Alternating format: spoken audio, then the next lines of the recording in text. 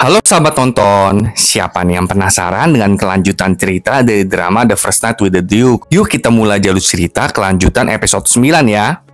Keluarga Suncek pun akhirnya tahu kalau Suncek telah menghilang. Tentu saja hal ini membuat gempar.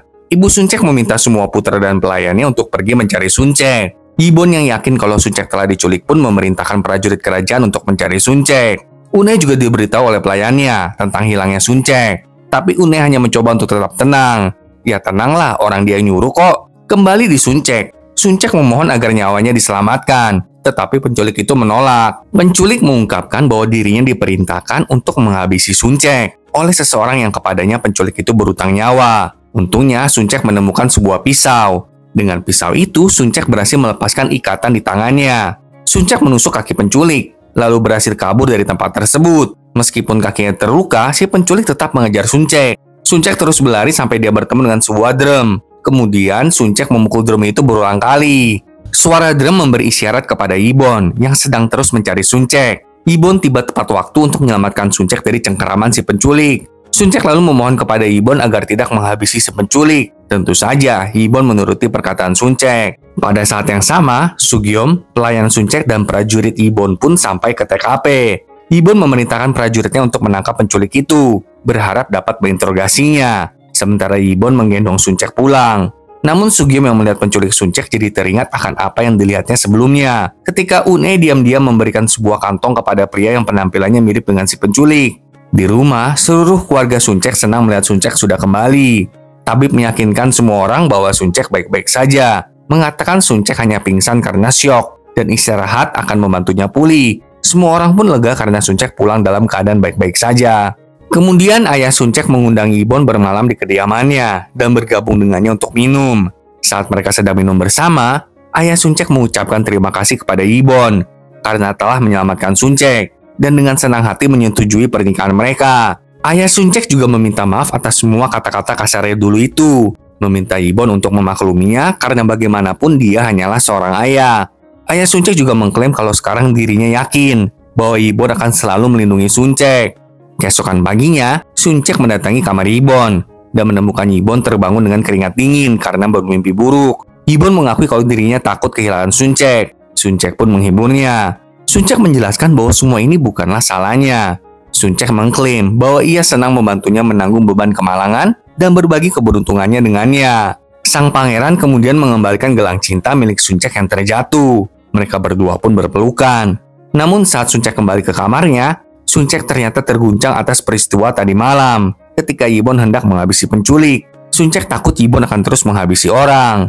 Sedangkan di kota, berita penculikan Suncek menjadi satu-satunya topik pembicaraan.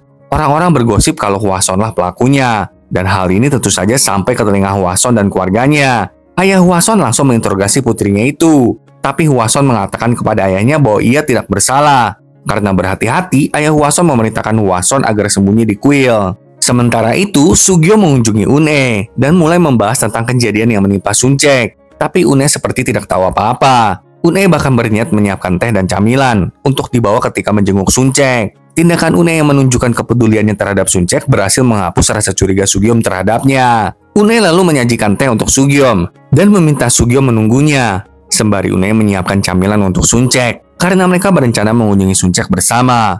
Namun saat sedang menunggu, Sugyom menemukan beberapa kertas mencurigakan di bawah meja Une dan tiba-tiba pergi. Une kemudian mengunjungi Suncek sendirian. Dia berpura-pura menjadi teman yang agak terlalu peduli. Une bermaksud mendapatkan informasi sebanyak mungkin tentang apa yang terjadi dengan penculik Suncek. Une juga mencoba meyakinkan Suncek bahwa Hwason adalah dalang di balik penculikan yang terjadi kepada Suncek. Sementara itu, Yibon dan pengawalnya tidak berhasil mendapatkan info apapun dari si penculik karena penculik itu menolak untuk berbicara.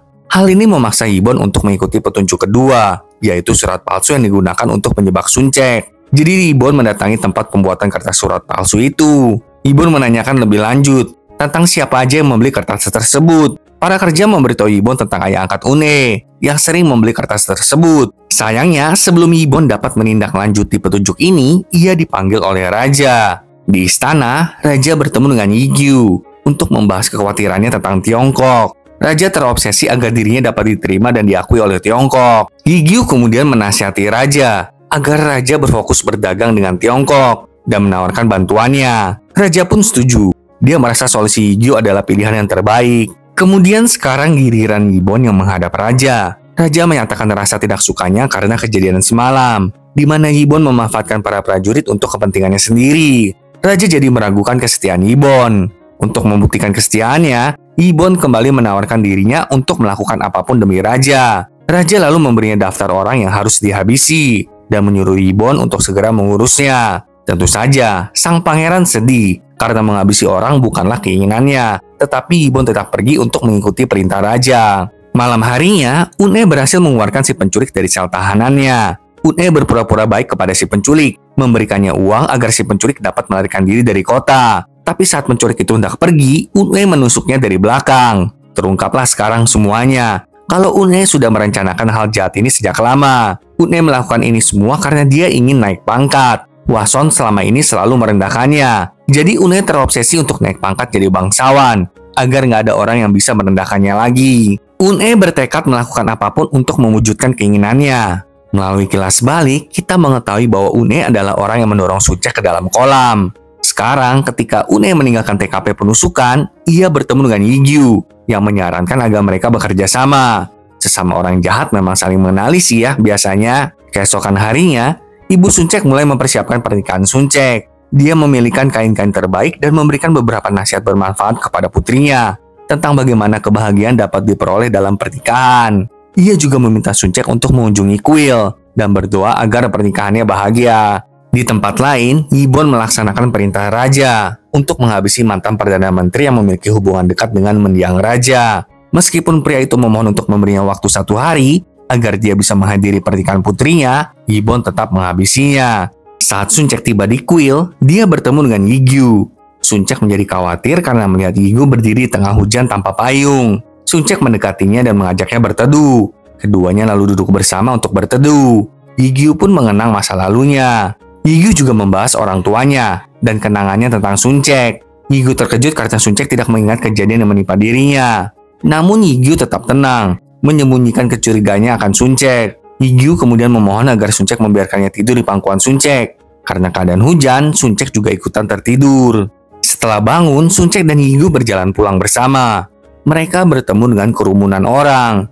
Orang-orang itu sedang melihat tubuh dari penculik Suncek yang sudah tergeletak kehilangan nyawa. Suncek pun terkejut melihat pemandangan itu dan Yigyu menghiburnya. Namun, pada saat yang sama, Gibbon mendapati mereka sedang bersama.